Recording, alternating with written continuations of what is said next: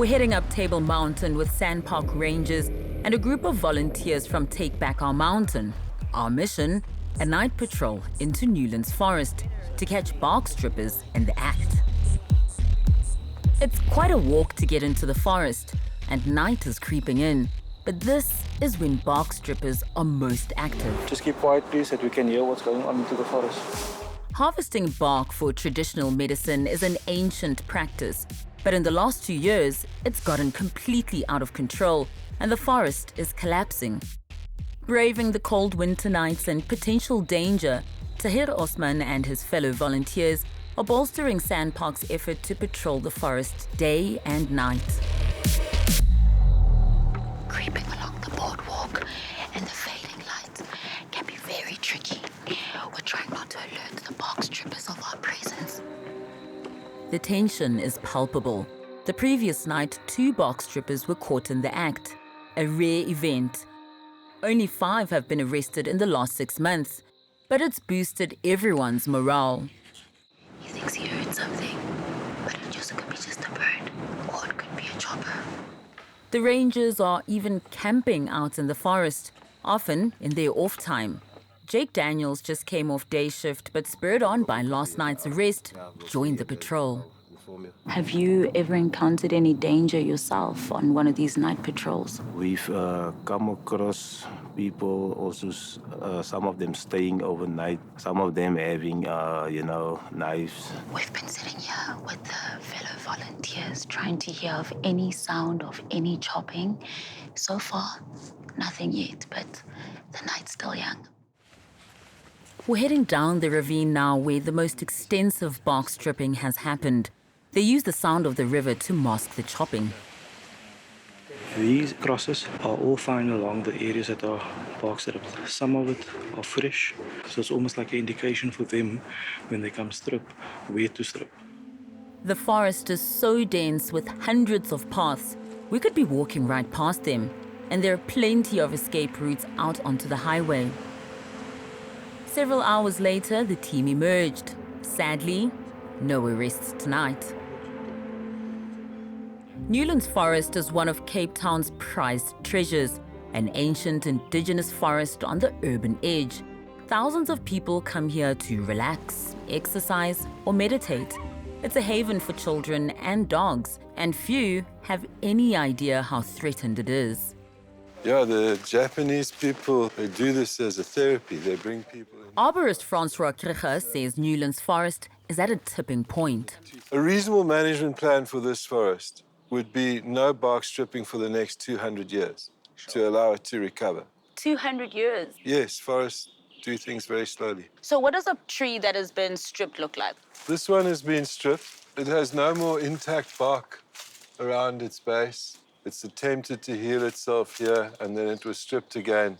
It's tried to make a basal sucker to take over the role of the dead trunk from the existing root system, and even that has now been stripped. So this tree has tried repeatedly to survive and has been repeatedly damaged. As it stands, how far are we in protecting this forest? The rate of decline is accelerating rapidly within this forest. There's no signs of any sustainable harvesting programs being implemented, and the end game is going to be the end of this forest. Bark protects a tree from insects and fungi and acts as the nutrient supply line. Stripping its bark is like ripping off our skin. The tree dries out and slowly dies. This is really tragic. What was once a thick, dense canopy of ancient, majestic trees now looks like a war zone.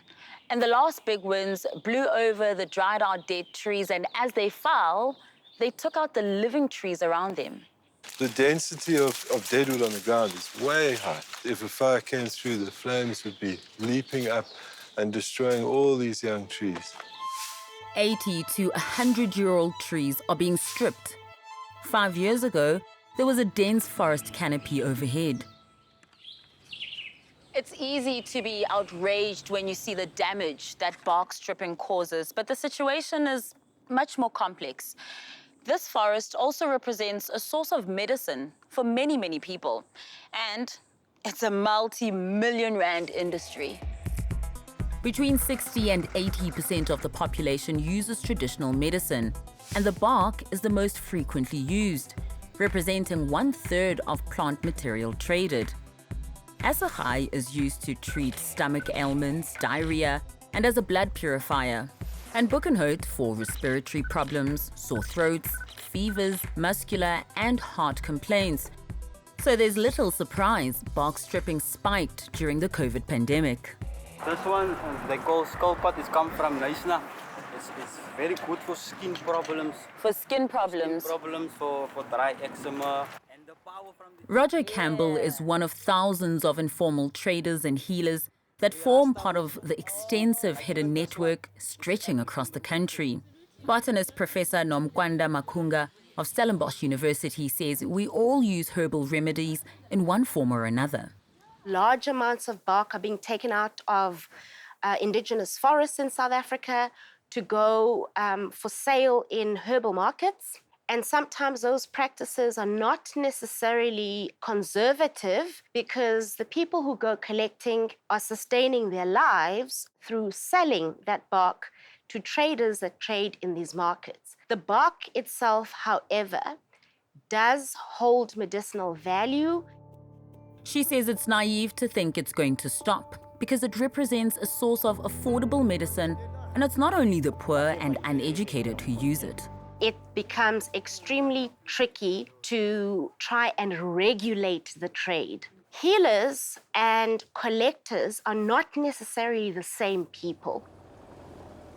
SANParks section ranger for Newlands, 𝗂𝗵𝗶𝘀, has just come off night patrol. She wants far heavier penalties for bark stripping, as it is a major environmental crime. It is as severe, and if not more, than rhino poaching or abalone poaching, because this is basically the ecosystem. The majority of the mature 𝗂𝗃𝗃 and 𝗶𝗀𝗃 trees have been hit, and they are moving on to new species. We've got about 4 trees just in this area. We've got mature trees as well as the young trees that's being bark stripped. If the tree is partially stripped, there is a chance that the bark will regrow and seal the tree. But when it's ring-barked, it has little chance of survival. As soon as they find a stripped tree, it's painted with an organic sealant as quickly as possible.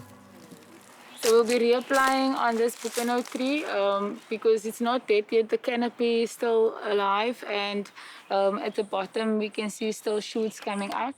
Willem Boshoff of the Newlands Conservation Group is one of hundreds of concerned Cape Townians passionate about the forest who realize the enormous task SANParks is up against. We're sitting on a ticking time bomb here.